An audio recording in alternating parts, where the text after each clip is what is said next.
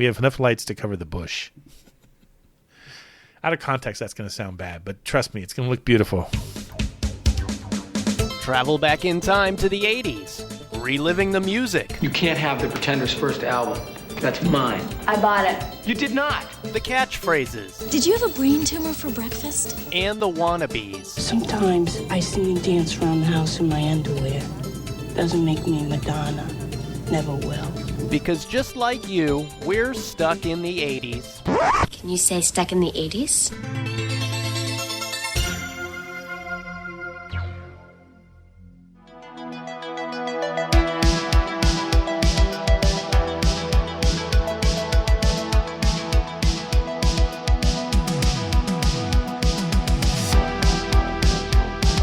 Hey, welcome to Stuck in the 80s. It's your host, Spearsy. And Brad in L.A. And today we welcome back our author friend, Chris Clews, to talk about his new book, Raised on the 80s, 30-plus unexpected life lessons from the movies and music that defined pop culture's most excellent decade. Be excellent to each other.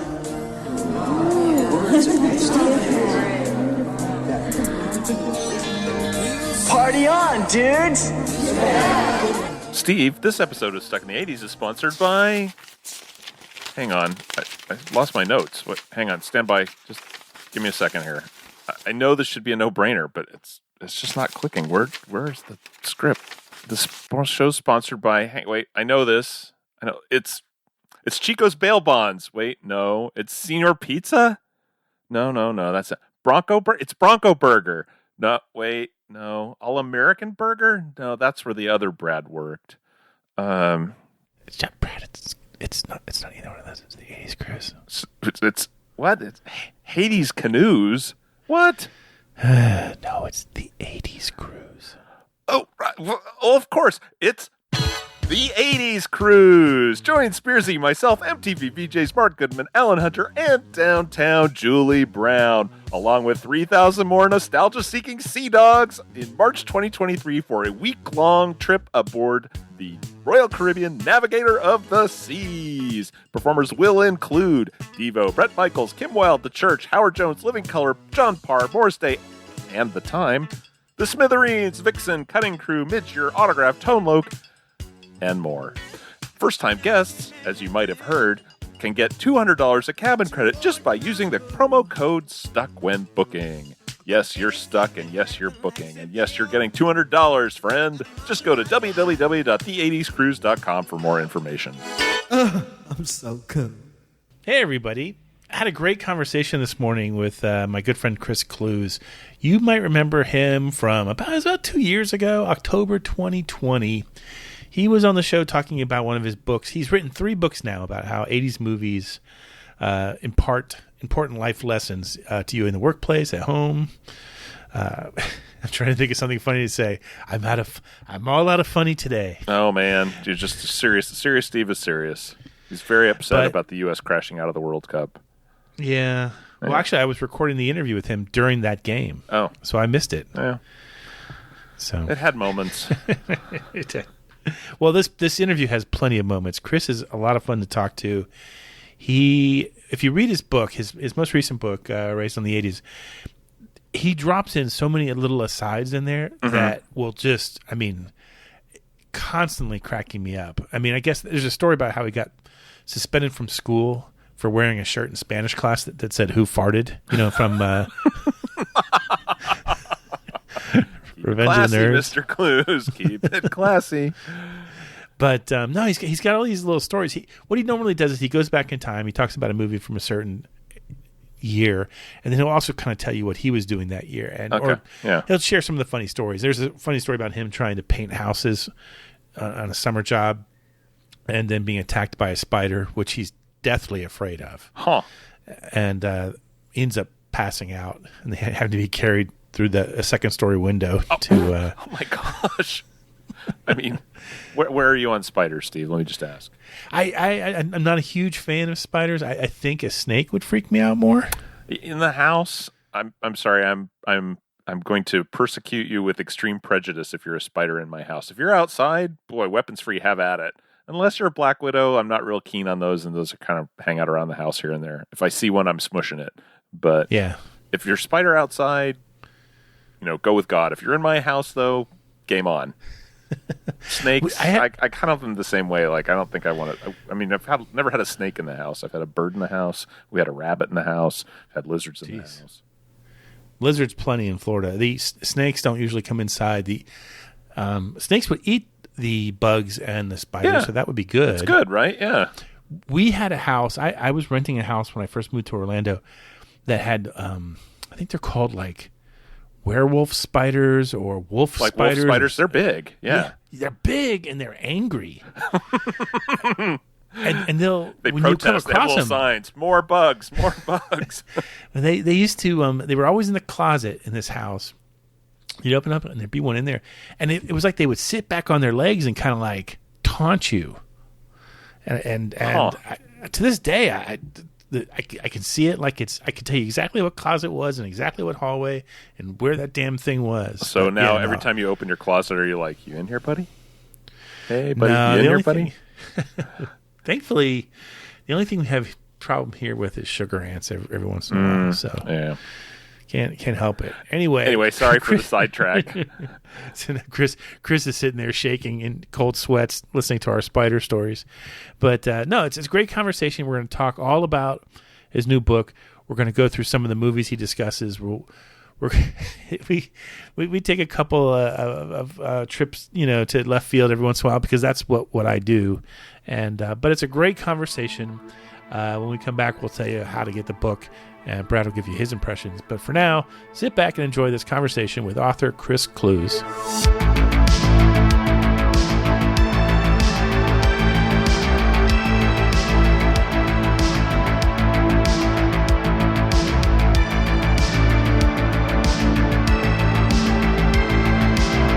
Chris Clews, welcome back to Stuck in the 80s.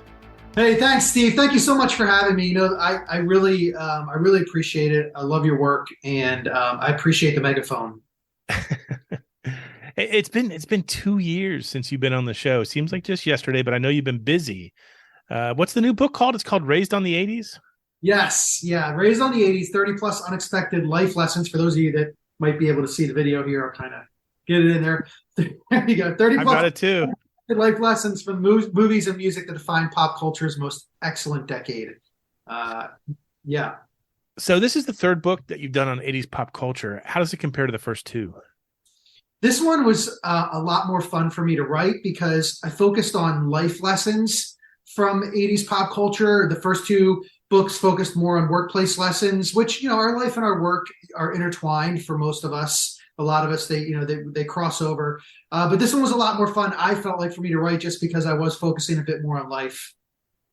What's the writing process for you like? Do you, when you examine these movies again and you're looking for the life lessons, are you putting them on? Are you watching them slowly? You're stopping and taking notes? I'm just curious what your process is. As a fellow writer, I'm super curious. Yeah, it's really interesting. So what I typically do is I think about the movies that I enjoyed. And then I start thinking about, would that movie be able to actually teach us something? Because some of them, you really have to work hard to find the lessons. Believe it or not, the ones you wouldn't expect, as you probably know from the second book, movies like Fast Times at Ridgemont High, which you really wouldn't expect any kind of lessons from. There actually are some really great lessons in there. So I think what I do basically is I'll watch the movie again.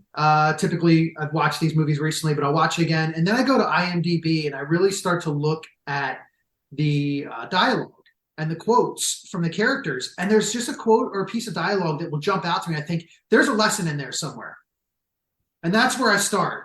And then I go from there. And so I look at that time frame and I say, okay, this movie came out in June of 1983. What was I doing then? There had to be something stupid or silly I was doing as a kid. And then what was the other pop culture at that time as well? So that can really kind of develop the scene, so to speak, for everyone within the chapter before we actually dive into any lessons. Sure. We're 40 years removed now, 42 years removed now from the start of the 80s. And the challenges that we deal with today as adults are probably a lot different. They've got to be a lot different than they were back when we were teenagers. There's an age difference, problems when you're 15 years old, am I going to have, enough time to get my driver's license? Is this girl in class really like me? they're different than the problems you have when you're 50. So Yes. I'm curious your opinion. How is it that 80s movies are still able to teach us the right lessons so long after they were already in the theaters? Yeah, it's a great question. And I think we have to go back to why is 80s pop culture, as you mentioned, 42 years removed from 1980? Why is it not just resonating still today, but actually growing in influence? And there's, obviously the conversation around, well, the people who are the decision makers, the ones who hold the budgets are Gen X. And so they're nostalgic for when they grew up, as many people are. But I think it runs a little bit deeper than that. And I think you have to look at the 80s. And I've tried to deconstruct this argument because I have the 80s bias that I have. But I've really found it difficult to do in that the 80s kind of stands alone in all of our decades when it comes to pop culture. And I have talked about this in the past, the idea that it's like somebody took a glitter bomb and threw it against the wall and everything, exploded into all these wonderful colors. And those colors were like the experimentation that was going on, the subgenres that exploded out of the existing genres, particularly when we talk about music, and then also with movies. And so there was a lot of experimentation and innovation. And I think most importantly, it was the last decade in my mind. Now, maybe you could argue that it was up until about 1995, the mid-90s, but really the 80s was the last decade where pop culture wasn't manufactured. They weren't manufactured in a lab, quote unquote, and then saying, okay, we spent all this money building this pop star, building this piece of music, building this movie. We're going to hammer you over the head until you like it, even if it's not very good. And that just wasn't happening in the 80s. That's why we have the one-hit wonders that we had, I believe, because they were willing to experiment. And they were saying to the public, hey, tell us what you like. Do you like this? And we're like, yeah, we like that. They're like, okay, we'll make more of that. Do you like this? Not so much. All right, let's see what else we can do. That's kind of how it was. And I think people miss that. I think part of it too is, this book is obviously going to resonate most, I think, with our generation, because when you're in your teen years, your mind, I think, is at that point the most open to learning, as opposed to today, where you could run me around my house and tell me that it's round, and I wouldn't believe you no matter what.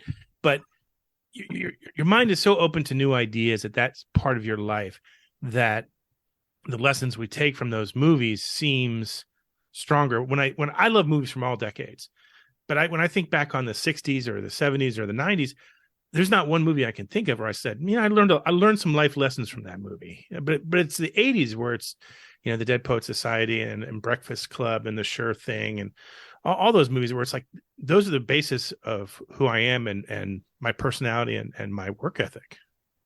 Yeah. And I think, obviously I feel like some of the stories, although there were some amazing movies that were really commenting on society and social issues at the time, and I think people miss that sometimes when they go back and look at the 80s movies.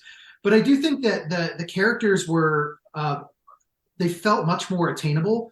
They felt much more real in a lot of ways. And, I look at movies, the John Hughes movies, for example. You mentioned The Breakfast Club, and how those 5 kids are still in every high school in 2022. I have kids that are in high school, and they'll tell you those 5 kids are all still there. They'll be there hundreds of years after we're gone. They're still going to be an athlete, a basket case, a princess, a criminal, and a brain. They'll still all be there. And I think that was something that the 80s did really well, is it hit on, characters in real life. And today we do have some fantastic movies, but so many of them are based in, different worlds and fantasy worlds and things that don't exist. And by the way, I love those genres. However, when you talk about where you can actually learn things, that's what I think that, 80s pop culture, 80s movies, and even the music did as well. Yeah. I know the last time we talked, you explained how you had left your career in corporate marketing to pursue, your dream of writing and talking about the 80s full time as a career. So it's at this point you have to wonder, was there a specific 80s movie or song that really provided like the final spark, the final, I'm doing this, this has changed my mind. This is where the change comes. Is there a movie or song that did that to you specifically that you can recall? Yeah, there's 2 movies actually. And so I talk about this idea of I was really having a self-pity party of one. It's something that I do. When it's you and your dog, who else you can have a self-pity party with? So you have it with your dog, you have it with yourself. And I was watching The Breakfast Club, and of course had watched it 100 times. And there, you talked about earlier being, between the difference between being 15 and 50, and maybe there's also that difference between what you hear or listen to within a movie or music as well as you age. And so I heard Bender say screws fall out all the time. The world's an imperfect place. Now, I had heard that line 100 times every time I watch a movie, but I'd never really listened to it until that moment. And I kind of sat up and I said, my screws have fallen out, because I was in a job that just wasn't working out for me. I enjoyed corporate marketing. I mean, I did it for 20 years, but I felt like there was something else out there for me. I just didn't know what it was. So so screws fall out all the time. The world's an imperfect place. What am I going to do to put those screws back in? Am I going to put the same screws in? And as Henry David Thoreau said, who's not an 80s pop culture icon, 1840s maybe, he said the massive men, will call that today the massive people. The massive people lead lives of quiet desperation. And I was leading that life of quiet desperation. Was I going to keep doing that? Or was I going to get a whole new set of screws, a whole new door frame, and walk out to an entirely new journey? And that's what I decided to do. Now, the question was exactly what was I going to do? I knew 80s pop culture. I knew business. How would I put those two together?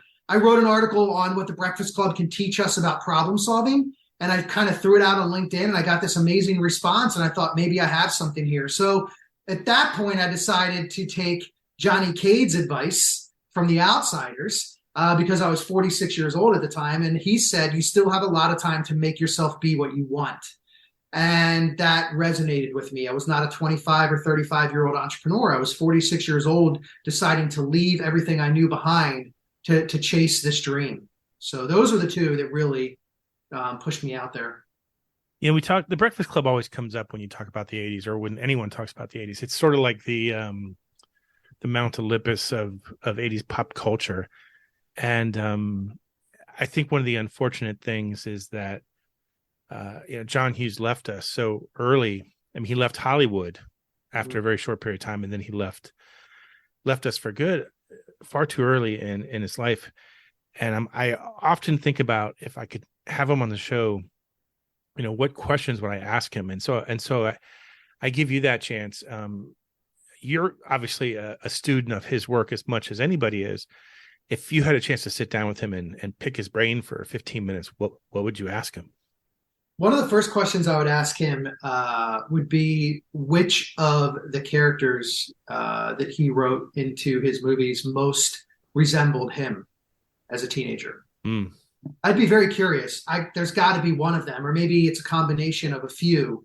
But you just don't write as prolific and as well as he did, particularly with one kind of focus. I mean, for my money, like Planes, Trains, Automobiles was his greatest writing. That's just my opinion, and that was about adults. But I do wonder if who of all these characters that you wrote about, these teenage characters, which one do you resonate the most with, or which one reminds you most of you? I would guess it's the brain. Plus, keep in mind, he gives him the writing chore at the end, which John Hughes would want himself. When I think of his work, I also think of there's one that nobody name checks. She's having a baby. Yeah. And I remember seeing that after college, about the same time that the movie starts, with two young adults getting married and setting off in their careers. And there's so many poignant lines in that one.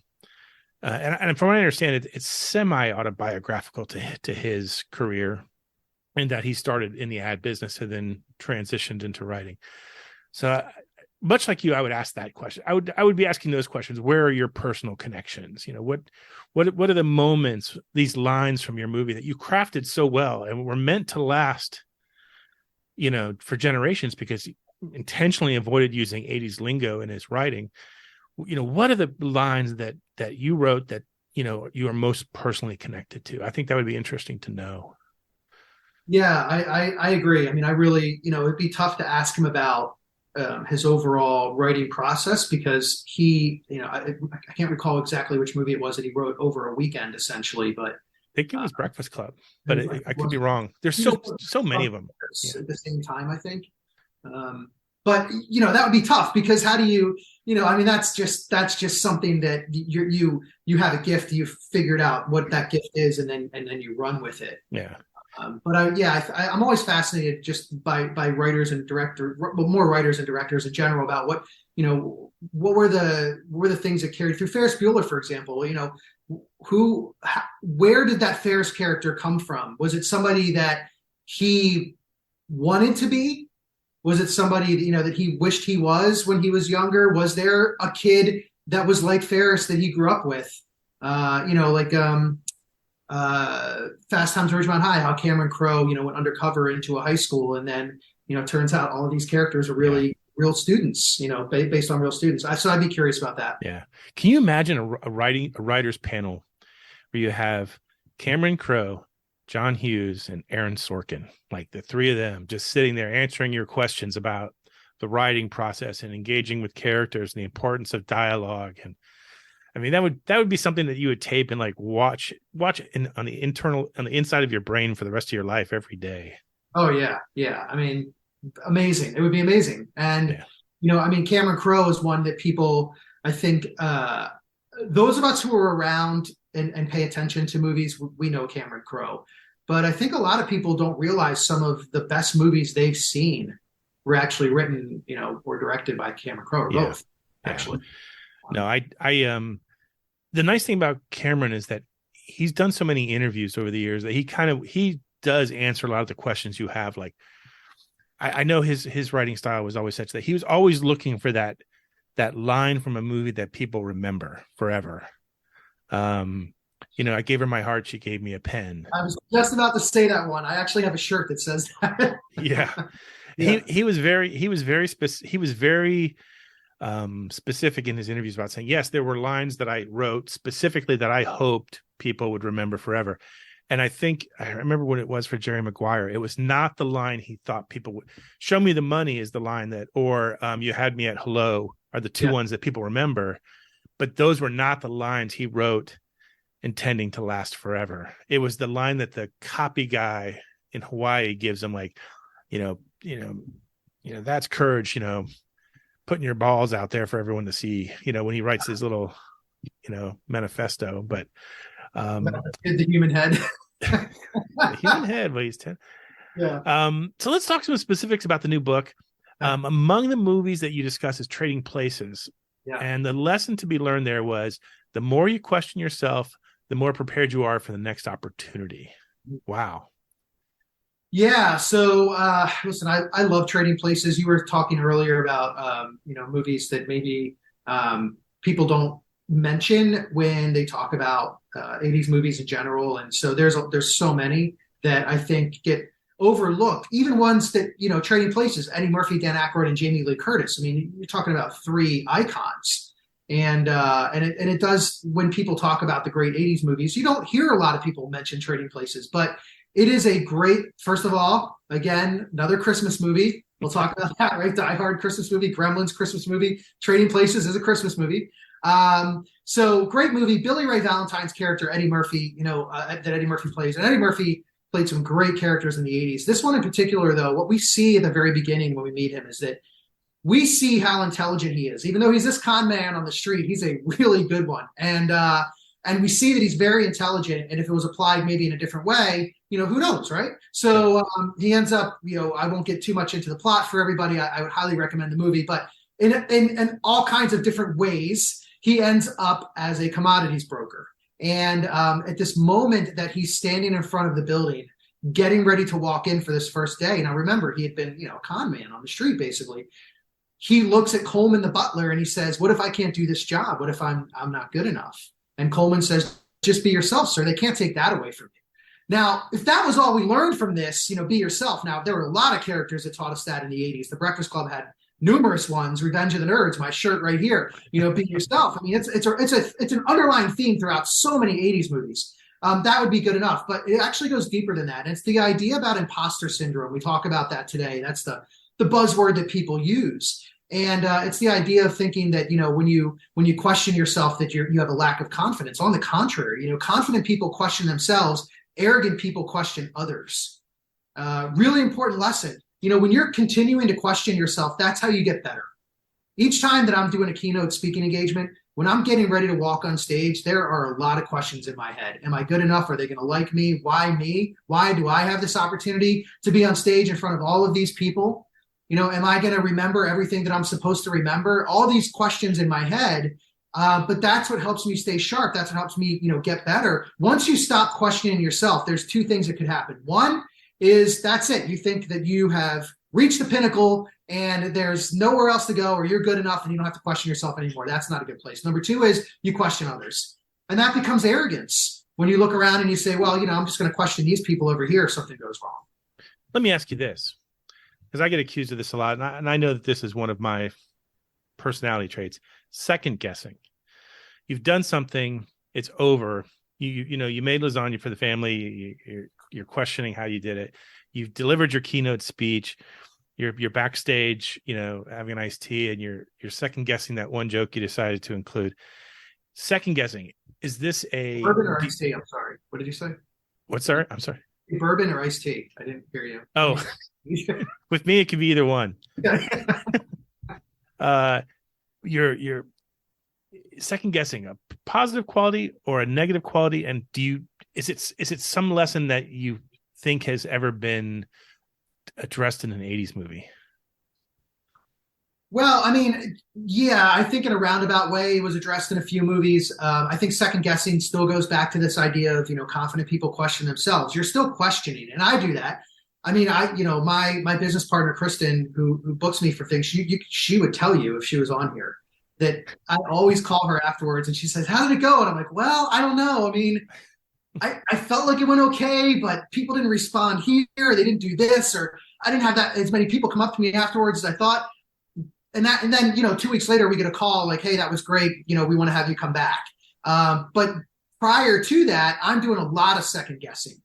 I feel like, that's again, how you get better. You could, you hit a home run, but you still look at it and you think, well, was it just that the pitch was in the right place? Or, that I got lucky with my swing? Was that really me? Or was that just, I just got right place, right time? Yeah. Baseball, by the way, is the ultimate sport for life metaphors. Can we agree on that? Yes. Field of Dreams is in my new book. So yes, I definitely agree with that.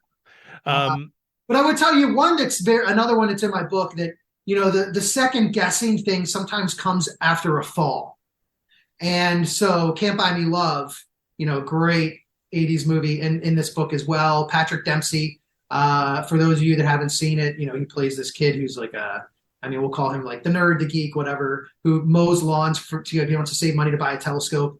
And Patrick Dempsey, by the way, there's a lesson there as well. He goes from Ronald Miller and actually in Loverboy, which is another underrated 80s movie, when he's ordering pizzas. He goes from, the geek kid to Dr. McDreamy in Grey's Anatomy. So there's a lesson for you, everybody out there. Anything is possible, right? You go from the kid riding the lawnmower to Dr. McDreamy. But he does a little bit of second guessing, but it's after a fall. It's the idea of like, don't fake it to make it, because, the fall is going to be fast and unforgiving. All right. Vision Quest is another movie you dive into, and this has always been one of my favorites. I don't know why it doesn't get name checked as often as it should. It's not as difficult to see the lessons there, only because, and I say this only because Matthew Modine's character narrates throughout the movie, and he narrates the ending. So in a way, if you didn't catch on by the end of this movie, you need to go back and re-examine your comprehension skills. But I love that you dissect the epic speech in this movie, the 6-minute speech. Oh. That has to be one of the meteor moments in any 80s movie. It's an incredible monologue, by the way. I just, if nothing else, if you're listening, go to YouTube and type in Elmo Vision Quest monologue. And it's 65 or 70 seconds, and it's just an incredible scene about friendship. I think out of everything in there, really, you get motivation, determination, not giving up, but you really get friendship. He really delivers a great friendship monologue. Yeah, Vision Quest is one of those where a top 5 soundtrack, by the way. Another thing these movies were famous for, every band and every musician wanted to be on a soundtrack, which is really different from today, I think. So yeah, it was a great soundtrack, great movie, lots of lessons. For those of you who love yourselves some Jake Ryan, you get another bite at the Jake Ryan apple, because Michael Schoffman plays Cooch, his best friend. So there's a reason maybe for some of you to go watch it. So yeah, it's a great wrestling movie, great life movie. The real, one of the big lessons in it, and you nailed it. Loudon Swain, another great name. I never had kids, but boy, if I had a son, I would have named him Loudon, no doubt about it. So Loudon Swain, this great character, narrates it. And there's a lesson in there about marking the time or making your mark. And he talks about this at the beginning, how he's 18 years old and he hasn't done anything in his life, and he's going to, make his mark in the movie. And this is going to be by wrestling the state champion and beating him. And it's a really important lesson about marking the time. We all mark the time. It's important to mark the time. Birthdays, anniversaries, things like that. These are important moments in our lives. But that's not it. It's also about making your mark. And that doesn't mean, by the way, being famous. There's lots of ways to make your mark with your family, with your friends, in your community. Giving back in your community is making your mark. This is a really important lesson, a really important theme throughout the movie. The difference between marking the time. You can mark the time or make your mark. And so many people just kind of mark the time. I love it when you were recapping it and you were saying, he's 18 years old and he hasn't made his mark yet. Yeah. I'm like, dude, join the club, man. And that's in some people, right? There are people who at 10, 12, 15 years old already have something in their head and they're going to do it. And it's pretty awesome when you actually see that play out. But yeah, that's you're right. He's jogging in the silver suit that I think my dad used to do. He used to jump rope in that silver suit to get the sweat off back in the day. To fly now and things that would not fly today for sure. Cocktail is another movie that you feature in the book. And aside from the two obvious earworm songs that make that movie so memorable, yes. To me, when I watched it the first time, I was just intrigued by the character of Doug Coughlin, played by the great Brian Brown. And he, in the script, offers so many life lessons to his young friend, Tom Cruise.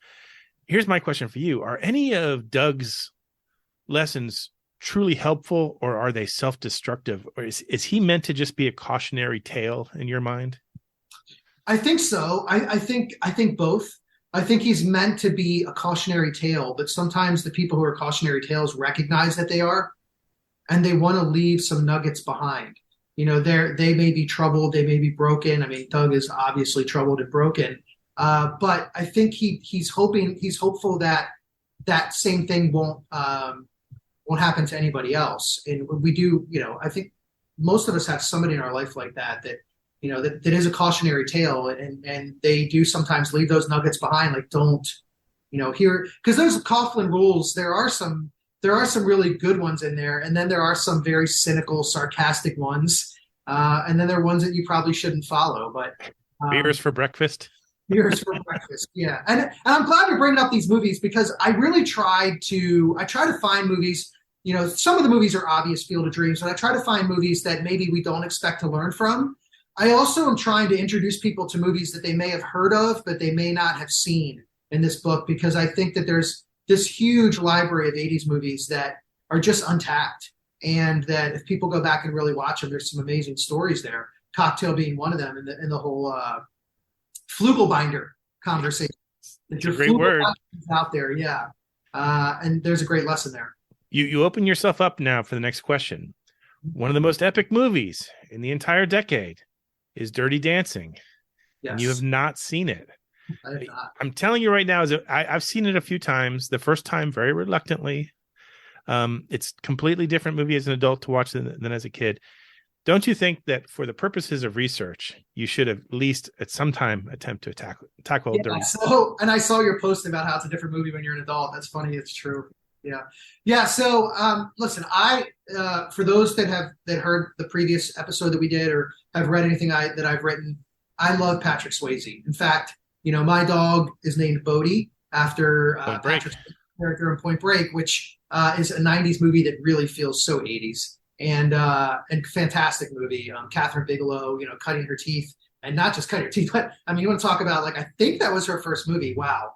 And then moving on to win an Oscar with Hurt Locker. So yeah, I do Dirty Dancing. I love Patrick Swayze. There are some good reasons why I haven't seen this movie and why I will continue not to see it.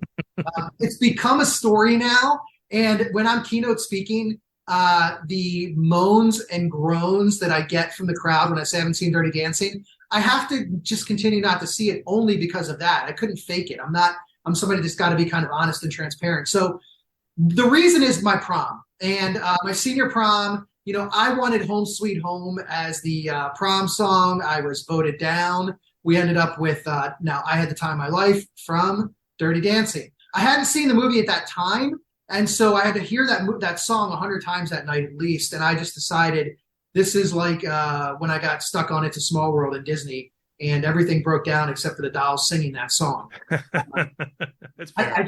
Because of that movie, because of that song, I just can't see the movie anymore.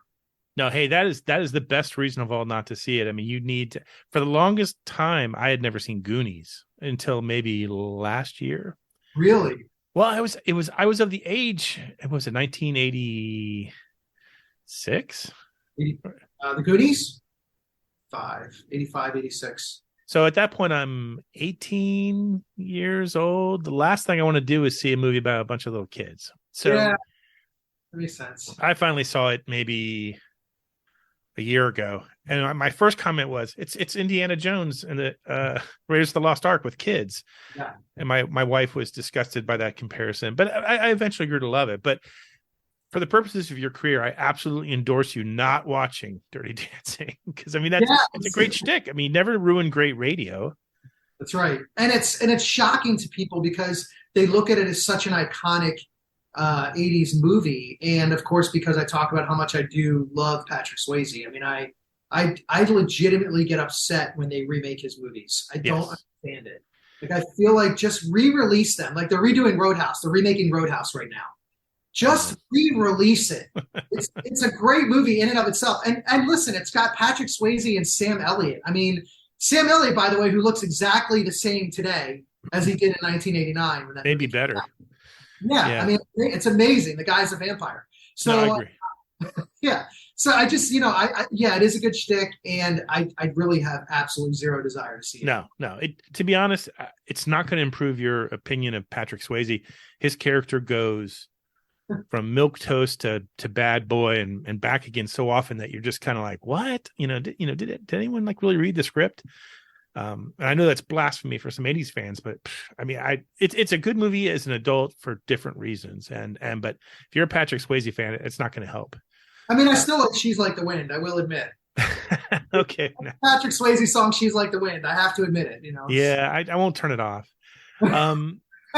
There's so many little things that you put in your book that to me is what I really, all your little side tales and your little asides. And I mean, there's so many great things like the spider on the ladder that freaks you out. It's to me, I mean, I was laughing at reading that. Being turned down 10 times in one night for a couple skates at a skating rink. that resonates. Wow.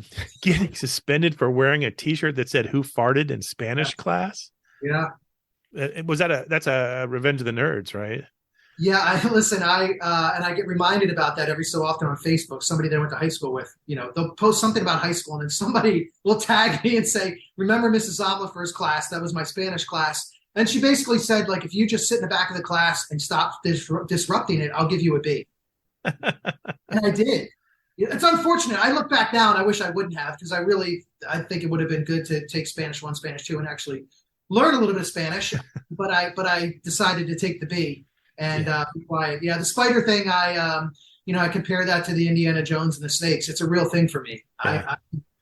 I'm not somebody wants to rob me, they'd have better off robbing me at Spider Point. Ladders for me. I don't like to climb ladders. So you steal my wallet and run up a ladder, you're as safe as a kitten. You're good. So the one thing that got a fist pump out of me though was when you say that the movie 3 O'Clock High has the best 80s villain with Buddy Revell, and I was just like, yes, 100%. This guy gets me. Yeah, 100%. You want to talk about an underrated 80s movie? And, let's talk for a second about, Buddy Revell, number one, Richard Tyson. What a fantastic bully. I mean, perfectly cast. And if you don't know the name Richard Tyson and you don't know the movie 3 O'Clock High, you may know the movie Kindergarten Cop, and he played the bad guy in Kindergarten Cop, just for those of you that want to kind of get a visual in your head. But I would highly recommend going back and watching 3 O'Clock High. It is super underrated. And when we talk about remakes of 80s movies, what frustrates me about that is that they try to remake movies that were already successful, and they already had iconic characters in them. I love Ed Helms, and I know that they were trying to do like the Rusty Griswold, but let's be honest, they were trying to make him Clark Griswold. No one is Clark Griswold except for Chevy Chase. No one is Axel Foley except for Eddie Murphy, which is they're doing a new Beverly Hills Cop with Eddie Murphy as Axel Foley, which I'm so relieved to see. No one is Daniel LaRusso except for, Ralph Macchio. So go back and find these gems that maybe didn't do as well at the box office that still have a great story to tell today. 3 O'Clock High would be one of them. Yeah. It's a great movie about bullying and standing up. And, that could really resonate in 2022. And it's not a movie that has, except for you and me, of course, and maybe some others that love, Buddy Revell. It doesn't have those iconic characters that you should be afraid to remake with somebody new. Yeah, yeah. And I always say if you're gonna remake it, then take Tyson and put him into one of the adult roles. Make him the principal. Yeah, make him the principal, and then just put him perfect for that. What's interesting about that comparison, though, because I think Billy Zabka always gets the love him. The love as the villain, the king of the '80s villains. 3 movies that at least come to mind: Karate Kid, one of the guys, and Back to School. I might probably missing one, but are there lessons to be learned from his villainous performances? And sidebar, can you say that the Cobra Kai series shows us another side of Johnny Lawrence, and maybe that lesson, the lesson of empathy, is the lesson to be learned? Yeah. So the villain lesson is, if you see a guy with a sweater tied around his neck, he's probably a villain. That was just the iconic, or I keep using the word iconic, but that was the image of the the kind of high school villain in the 80s. Besides, of course, Buddy Revell with his leather jacket, was the sweater around the neck.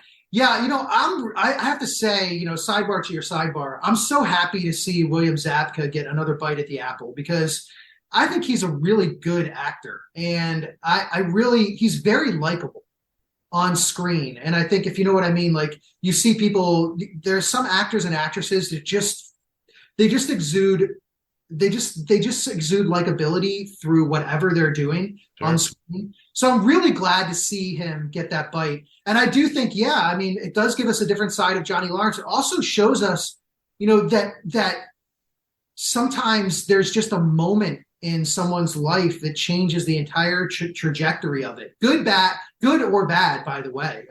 Sometimes it's a moment that changes it for the good, sometimes for the bad. We see it for the bad with Johnny, but then we see redemption. And we also get to see shades, oh God, I'm going to say it, right?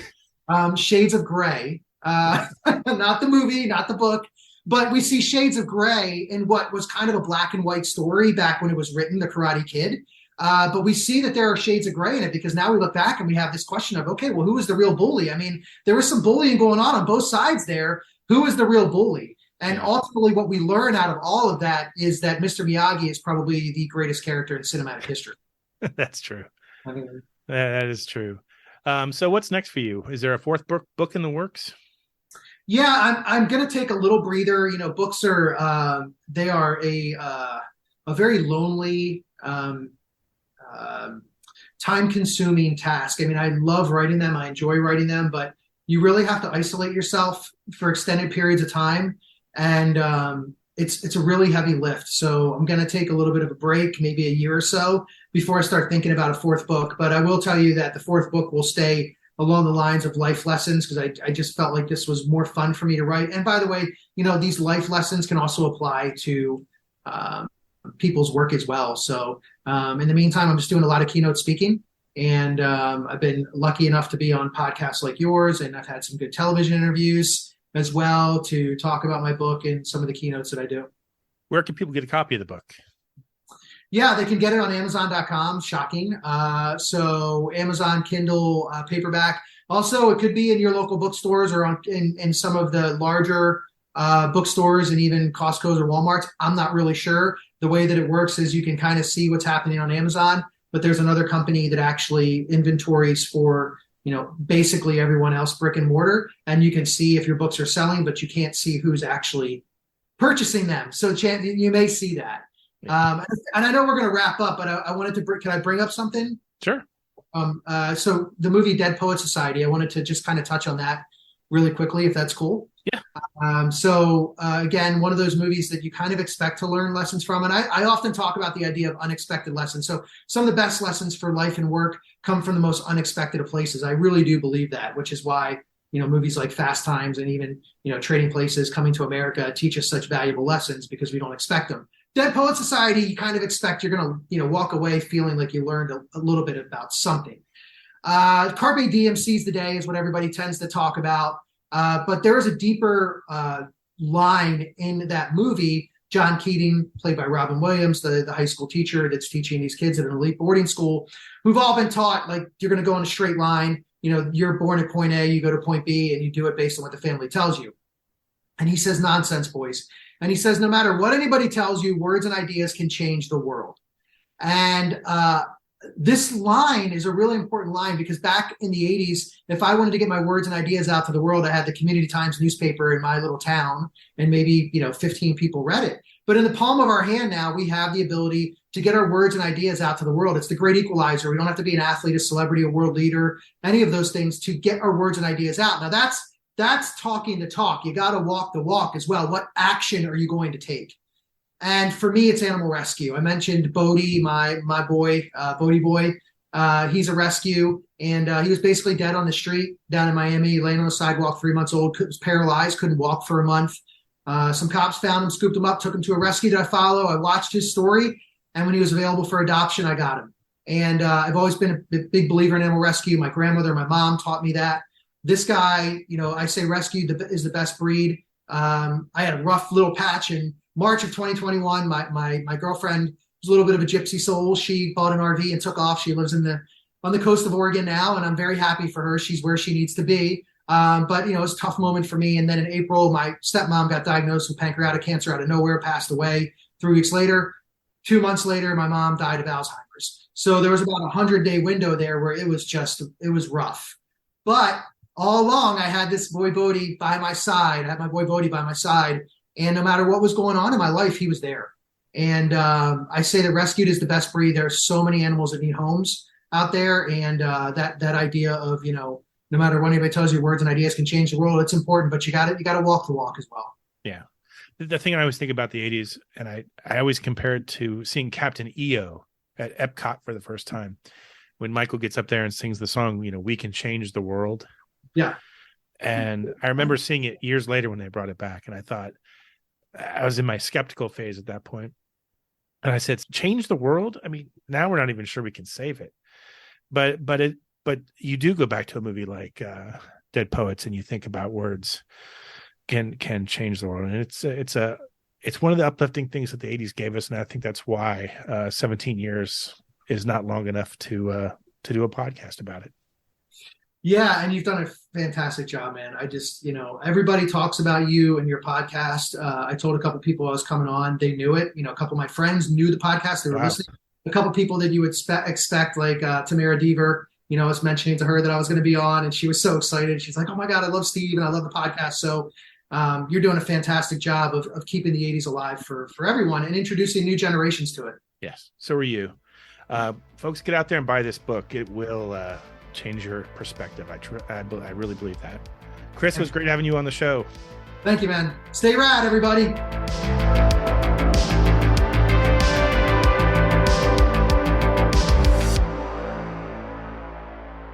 There we go. Chris Clews. I mean, I know you love Trading Places, so you must have enjoyed that part of the conversation. Oh, yeah. Anytime people want to talk about Trading Places, I'm up for it. I'm totally up for it. And yeah, I love what he had to say there. That movie doesn't get, you and I give it so much love, but I kind of feel like it doesn't get quite its due otherwise.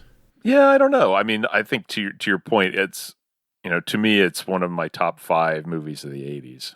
I'll just say that without even pausing to think about it. Is it Eddie Murphy's funniest movie? Ha ha! Very funny, motherfucker. Or don't give me Beverly Hills Cop, because I would say his funniest is Coming to America. I like him better in he's okay. This is going to sound strange. He's more a character in this movie than he is in Beverly Hills Cop. In Beverly Hills Cop, he's Eddie Murphy, who happens to be a cop, but and he's kind of doing his stand-up thing. In this, he's playing another role, and I think that's a little more God, this sounds so snotty. It's a little more nuanced.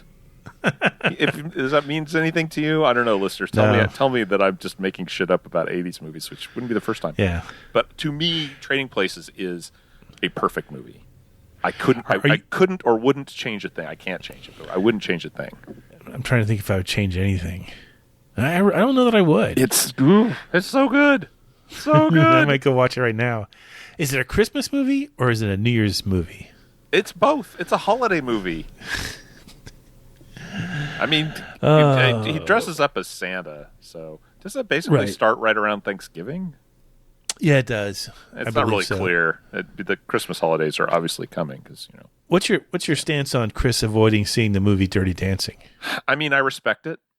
I respect the contrarian in the man. As you may remember, when we did our Dirty Dancing episode several years ago, where we sat in the back seat of the car and let Gail and Jen drive.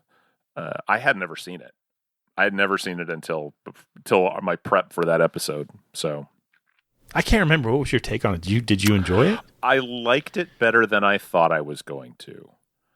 I'm not sure how I would have felt about it if I'd seen it in my teens, 20s, whatever that was when it came out. I still say it's a better movie when you watch it as an adult. You see, like, you connect more with like the adult characters, like the dad characters. That's the role that you're like, oh yeah, because that's kind of where I am in my life now. I'm the dad, in case you hadn't noticed. So I'm no longer the hunky dance instructor. Oh wait, I was never the hunky dance instructor. So yeah, I think you're right. I don't think I would have connected with the material at all until I had that perspective to share. So right. No, I agree. Like I said, there are many movies that I'm just like, and I know it's not an attractive look, but I'm like, oh, that's popular and everybody likes it. Then it, I'm not going to see it. I'd say the list of movies that I haven't seen from the 80s that I still need to it's dwindled a lot in the last couple of years. Yeah. Well, we kind of hit on them and it's like, okay, I'm going to make you watch Silverado. Yeah, Silverado was one. Goonies, saw E.T. all the way through. Wow. Wish I hadn't. No, they all die at the end. No, yeah, they all just, oh, man, I sobbed like a fool at the end of that movie. It was bad. Poor Steven. It was bad.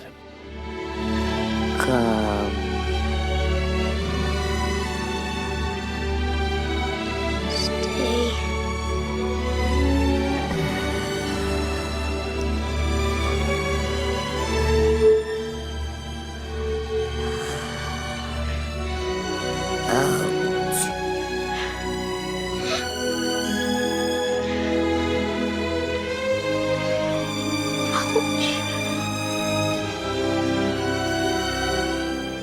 I'll tell you this, Chris and I talked about it after the interview was over, when he was talking about some of the troubles he's been through in the last couple of years, and dedicating the book and who it's dedicated to, and oh man, you should have seen my face. It was just like, here it comes the tears. Yeah, keep it together, man. And he admitted that sometimes when he talks about that on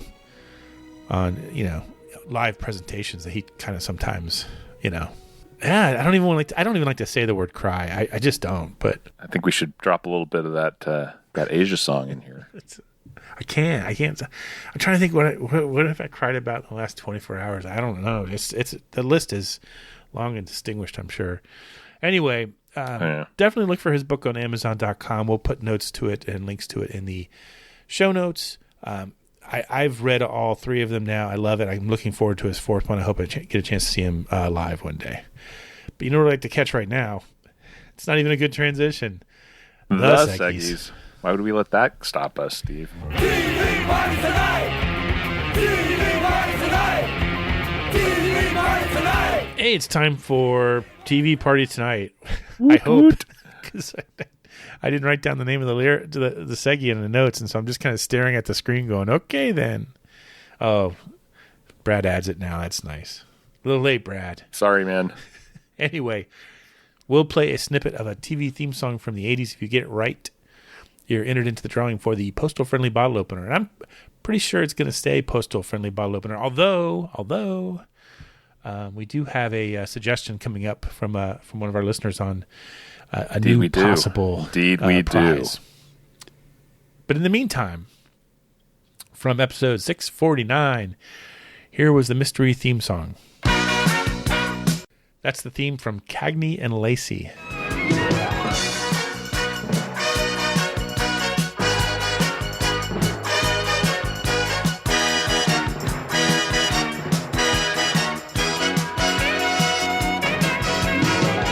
It's a cop show, right? Cop show? I didn't watch it. With cops? Like a procedural? Are you, in general, do you like cop shows? I don't think I... Okay, well, here's one for it. Never saw a single episode of Hill Street Blues. I don't think I did either. Certainly never saw Cop Rock. Of course, that was only on for like 3 episodes. No, not really. No. You know what? The last cop show I watched with any regularity was... You know it. We've used the theme as a trivia question on the cruise before. It has motorcycles in it. Chips? Chips! Oh my God. I loved Chips. Oh my gosh. Ba, ba, ba, da, ba. And it's got a very snappy jazz chart of a theme. Oh, every once in a while at night, especially on Thursdays, Thursday is Throwback Thursday night here at the... Oh, I like that idea. Spears Love Nest. And so we play music from previous decades. And we had a YouTube video on that said, can you name these 70s and 80s TV theme songs? And the Chips one came on, and it was the first time in a long time where I was just like, I know it, and I just can't pull the words out of my head. And then when they finally showed it, I was like, you gotta be kidding me. How could I forget the theme to Chips? Yeah. I don't know, man. I don't know. All that Ponch and John love just erased it from your memory. Too many cop shows. Although I will say we're watching Castle right now, which had from, I guess it was maybe on 10 years ago, and I never watched it, but I really enjoy it now. I like the cast a lot. Yeah. So, but generally, it's just too many. Not my thing. Like, I've never seen any Law and Order. I've never seen Oh, I've seen Law and Order. I've seen NYPD Blue. Never saw any of that. They're good, but I used to watch Emergency. Oh, Adam 12. I watched some Adam 12. Yes. One of them 12. Gang with chains and knives. just break out the saline solution. Yeah. Just hose them down. No, that's Emergency. Oh, is that Emergency? Started Adam trip 12 at is the D5W. cop show. Yeah. That's right. Emergency has the saline solution. With Randolph Mantooth. Yeah.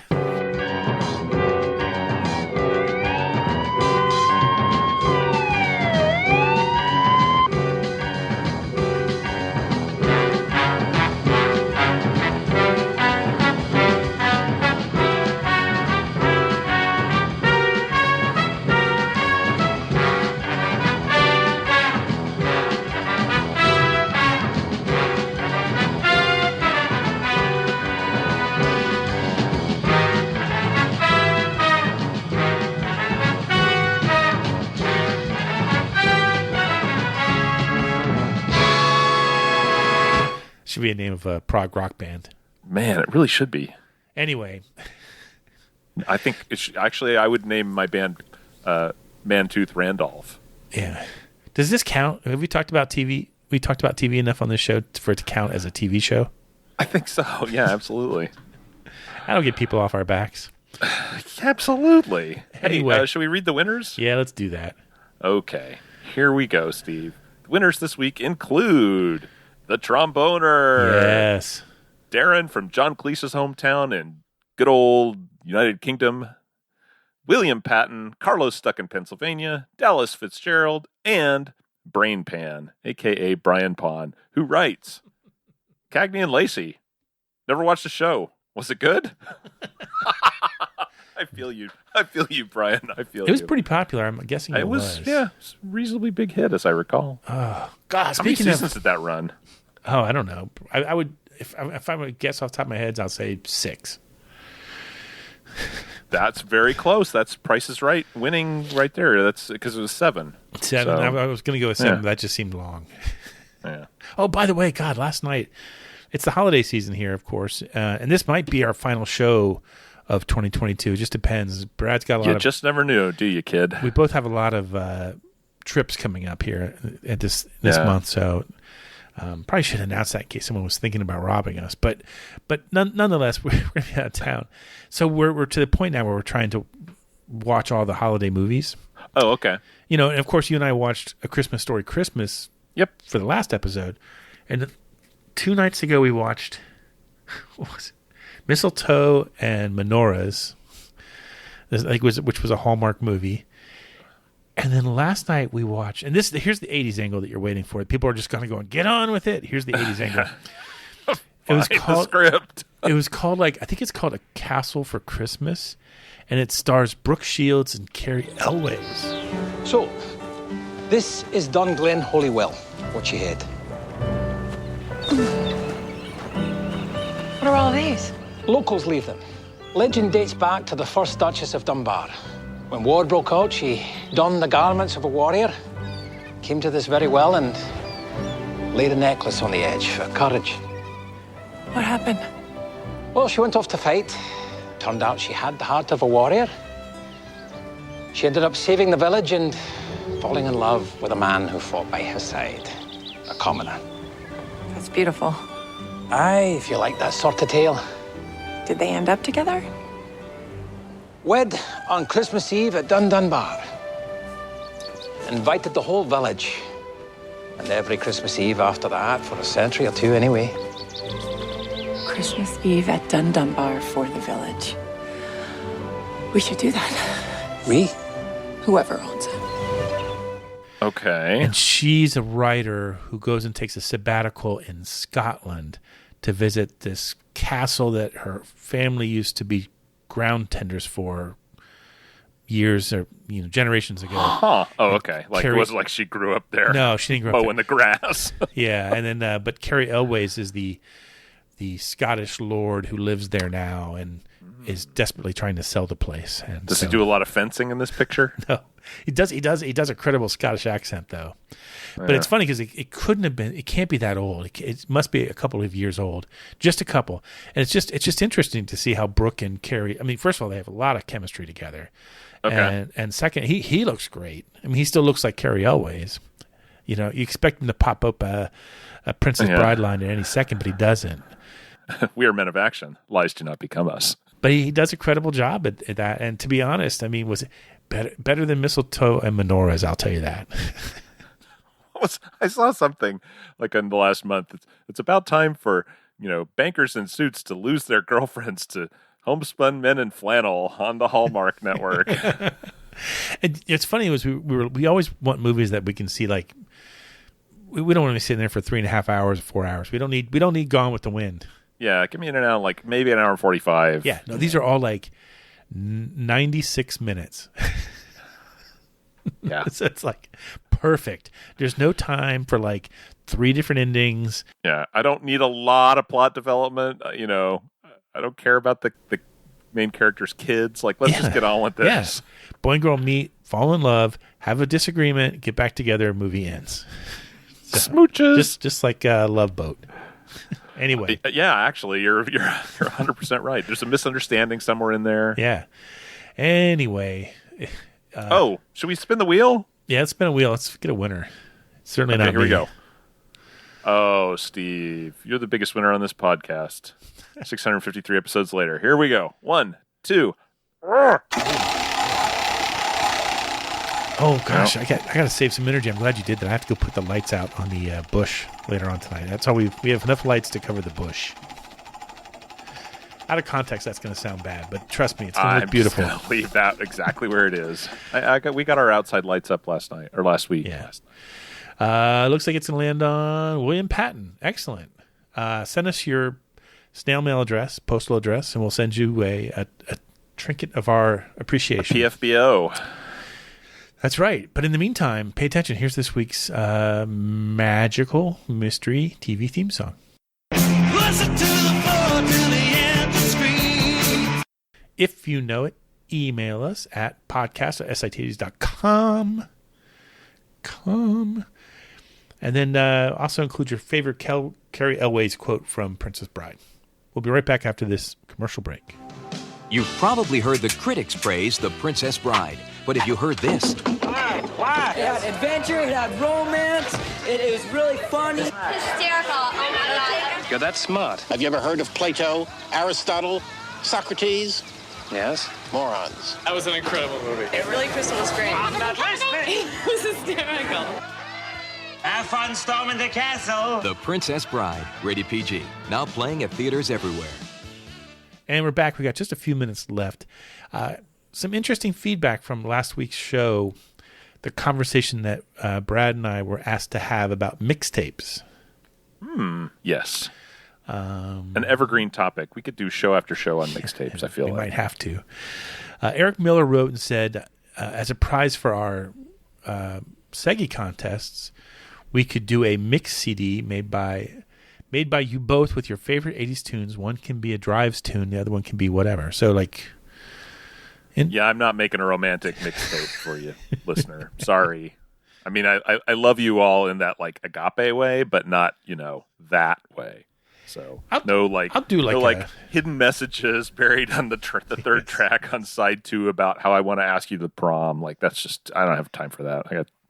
Nor am I interested. I am romantically satisfied with my life as it is. Just to be clear. I hope you get a card this Christmas season that says, I am so romantically satisfied with you. Yeah, I think that's going to be a real non-starter for my line of Valentine's cards. Do we get another? We got another email, right? We did get something. I got something directly from Donnie Gettle with 3 N's, who is just trying to get on the consonant train here, I guess, who wrote simply one line, wasn't White Lines written by Grandmaster Mel Mel? And you know what? I have to say he's right. I have to issue a retraction. Let me read to you from the book of Wikipedia. I didn't even bother to try and rewrite it. But when this was originally released on Sugar Hill Records, the record was credited to Grandmaster and Mel Mel. And I assume that was Grandmaster Flash and Mel Mel. Some international issues actually did have Grandmaster Flash on them. But at this point, Grandmaster Flash was not touring with him and was suing Sugar Hill Records for royalties. So there was a lot of animosity there, apparently. Mel Mel and Sylvia Robinson co-wrote the song. Grandmaster Flash, not part of the picture, as it turns out. It was, as you might have figured out, again, it's hard to figure out what this song is about. It's supposed to be an ironic celebration of the cocaine-fueled party lifestyle, which I know you partook of greatly in the... I've never seen cocaine. Well, yeah, I don't know. I don't know that I've never seen it, but anyway, we'll leave it at that. They threw in the "Don't Do It" as a concession to try and get the record actually played, which seemed to work. To be fair. Yeah. Anyway, so thank you for correcting me there, Donald. Thank you for correcting me there, Donnie. I will forever be relabeling my old mixtapes with Mel Mel instead of Grandmaster Flash and the Furious One. That's good. What do you use these days for your? I'm using Amazon Music for mine. I'm all on Spotify. Okay. About 4 years or so ago, I signed up the family for premium family plan, which is like the best money I've ever spent. Oh, okay. My son and I got our year-end stats this week, and I had it was almost 28 days of listening time. And last year I had beat my son in total minutes by 100 minutes or something like that. And he was so mad. So I had to check in and see what his number was. And he had 48,000 minutes. It was way more than me by an order of magnitude. So he's just got it on all the time in the background. But that's where I do all my mixtapes. That's where I make my mixes and things. I went to Amazon Music because we use Alexa all the time. We have them all over the house to play music. And we were just getting frustrated because every time we would ask for a song, she'd be like, I'm sorry, that song is only available to Amazon Music subscribers. And I'm like, fine, take my money. Here at Bezos. So you look hungry. I just built one this morning. I built a playlist for the wife. And aren't you nice? 32 songs. What'd you put on there? 32 songs for 2 hours and 23 minutes. There is some, I'm not going to get too specific, but there's some Brian Ferry. There's some Jackson Brown. Some Richard Marx. Oh, boy. I sense Schmoopy Tape. Spendo Ballet. I'm trying to think of the most unusual thing on here that you would not. There's a Kiss song on here. Can you guess which one? Is there a song called "Man with a Gun"?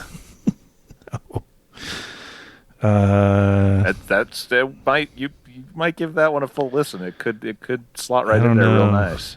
But lyrically, it's a lovely song. Paul Young, Glenn Fry. Oh my gosh, I don't think I can take it. And how long did it take you to put that mix together? I don't want to say, but okay. But these are some of my favorite songs. Oh, okay. And for certain mood settings. I'm just thinking, if you said to me, like, make a mixtape for Katie, start now, go, and I went to, I used my time traveling phone booth from Bill and Ted and went to the desert island with Wi-Fi so I could do that, it would probably take me the better part of a week before I was happy with it. I had been sending myself notes for the last few weeks. So you've been doing pre-pro, as we say. Right. And then what's nice on Amazon Music is that as you build it, they start coming up with suggestions. So they're like, oh, okay, you like that one? How about this one? How about, Yeah, I think the Kiss song would probably be the weirdest thing on here. You like Cagney and Lacey season 5. We suggest Cagney and Lacey season 6. It is weird how much when you're putting together a podcast, it totally screws up all your algorithms. My YouTube algorithms get very weird sometimes when we're pulling songs and clips and things. We had one other note before we go, and I only add this in because they agreed with me 100%. That's actually in the text. Amy G. of Naperville, as we were starting to record this episode, a note came in from her saying, Brad, I agree with you 100% on all of your philosophies and your outrages. Sade, Terrence Trent D'Arby. Anyway. Yeah, write in and agree with me. That's always good. Send those right to me. I always like that. There's no Sade, there's no Terrence Trent D'Arby on my playlist. So my playlist, my rules. So I went looking for Terrence Trent D'Arby on the Spotify, and he's not listed under Terrence Trent D'Arby. He's professionally, he's changed his name back to whatever his birth name is. Good for him. That's what I say. He's got the meats. He John Cougared it. Anyway, if we don't get a chance to talk to you again before the new year, I hope you have a great holiday. Maybe we'll sneak one in there. We've got a couple fires in the burner. Is that what the young kids say today? Buns in the oven. No. I'm done paying for college. We're not doing that again. But we'll meet you on the other side because we're right here, hopelessly stuck in the 80s.